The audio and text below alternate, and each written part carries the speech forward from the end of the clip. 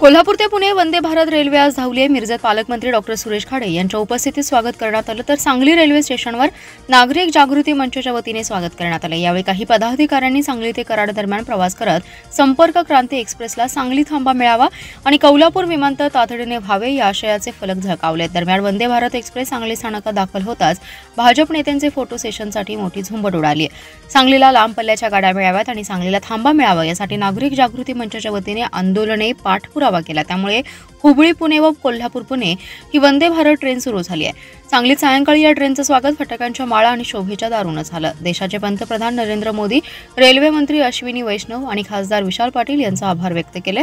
सांगलीच्या उज्ज्वल भवितव्यासाठी कोल्हापूर ते मुंबई आणि गोवा पुणे वंदे भारत ट्रेन सुरू करावी अशी मागणी करण्यात आली आहे। तसेच मंचच्या काही पदाधिकाऱ्यांनी सांगली ते कराड प्रवास केलाय।